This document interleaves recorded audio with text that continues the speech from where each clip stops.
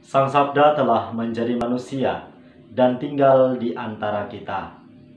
Para sahabat Sabda Hidup yang terkasih, jumpa kembali bersama saya, Frater Jimmy, dalam permenungan hari ini. Jumat 30 Oktober 2020, Pekan Biasa yang ke-30. Permenungan kita pada hari ini diambil dari Injil Lukas bab 14 ayat 1 sampai 6. Mari kita mempersiapkan hati dan pikiran kita untuk mendengarkan dan merenungkan sabda Tuhan. Dalam nama Bapa dan Putra dan Roh Kudus. Amin. Semoga Tuhan beserta kita sekarang dan selama-lamanya. Inilah Injil Tuhan kita Yesus Kristus menurut Santo Lukas. Dimuliakanlah Tuhan. Pada suatu hari Sabat, Yesus datang ke rumah salah seorang pemimpin orang-orang Farisi untuk makan di situ. Semua orang yang hadir mengamat-ngamati dia dengan seksama. Tiba-tiba datanglah seorang yang sakit busung air dan berdiri di hadapan Yesus. Lalu Yesus bertanya kepada para ahli Taurat dan orang-orang Farisi, "Bolehkah menyembuhkan orang pada hari Sabat atau tidak?" Tetapi mereka semua diam saja. Lalu Yesus memegang tangan si sakit itu dan menyembuhkannya, serta menyuruhnya pergi. Kemudian ia berkata kepada mereka, "Siapakah di antara kalian yang anak atau lembunya terperosok ke dalam sumur, tidak segera menariknya keluar, meski pada hari Sabat?" Mereka tidak sanggup membantahnya. Demikianlah Injil Tuhan. Terpujilah Kristus. Para sahabat Sabda Hidup yang terkasih, dimanapun Anda berada, salam sehat dan sukacita untuk kita semua. Melalui bacaan-bacaan suci pada hari ini, terutama bacaan Injil yang barusan saja kita dengar tadi, bahwa ketika Yesus makan bersama orang-orang Farisi, tiba-tiba datang seorang sakit yang menderita penyakit busung air, minta disembuhkan oleh Yesus. Dan Yesus menyembuhkan orang yang sakit ini pada hari Sabat. Kita semua tentu tahu bahwa dalam aturan hukum Taurat tidak boleh bekerja pada hari Sabat, termasuk menyembuhkan orang. Akan tetapi pada kenyataannya hari ini Yesus menyembuhkan seorang yang menderita penyakit busung air itu pada hari Sabat.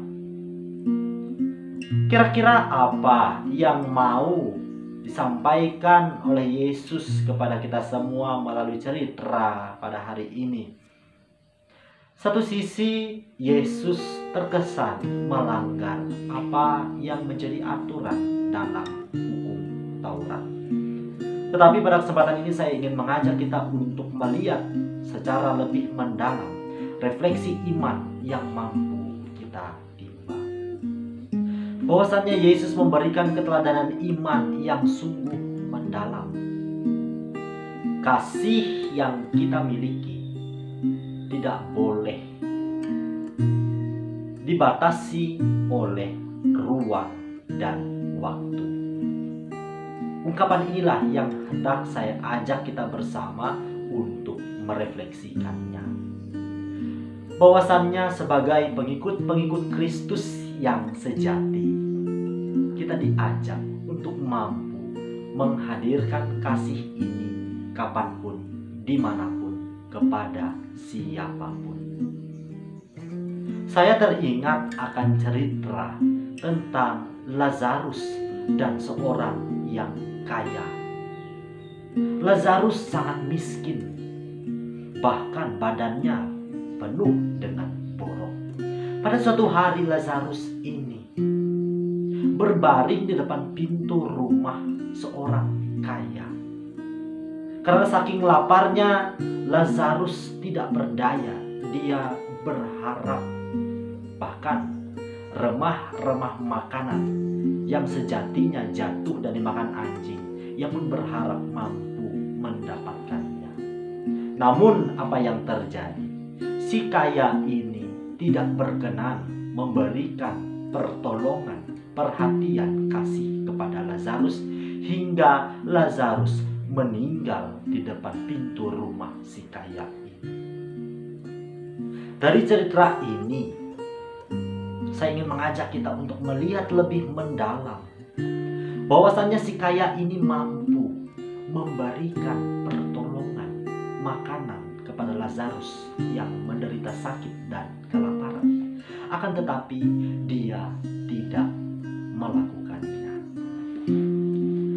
Yesus dalam Matius 25 ayat 40. Di sana ia berfirman, "Sesungguhnya segala sesuatu yang kamu lakukan untuk salah seorang saudaraku yang paling hina ini, kamu telah melakukannya untuk aku."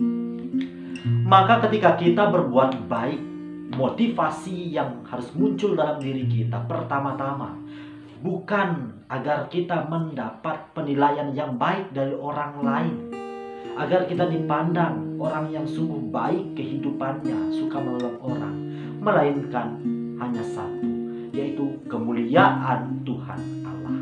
Maka ketika saya, Anda, dan kita semua mau mengulurkan tangan menolong orang yang membutuhkan bantuan kita, semata-mata karena kita telah mengalami kemurahan hati Allah dalam hidup kita. Kita mau membagikan sukacita, keselamatan dari Tuhan Allah. Maka para sahabat Sabda Hidup yang terkasih, melalui Injil pada hari ini kita diajak untuk mampu hadir membawa kedamaian, membawa kesembuhan, membawa pertolongan kepada saudara dan saudari kita yang membutuhkan uluran tangan kita. Tidak menunggu nanti, tidak menunggu ketika kita hidup dalam berkelimpahan, melainkan sejak saat ini. Mari kita kerjakan apa yang dapat kita lakukan, sekecil apapun. Yakin dan percayalah bahwa itu sungguh berbuah amat melimpah. Para sahabat Sabda Hidup yang terkasih, mari kita bahu-membahu menghadirkan kasih, sukacita, kedamaian yang melimpah dalam hidup kita, agar kita semakin berjalan menuju kepada kedewasaan iman. Semoga Allah yang Maha Kuasa memberkati kita, melindungi kita terhadap dosa, dan menghantar kita ke hidup yang kekal. Dalam nama Bapa dan Putra dan Roh Kudus. Amin.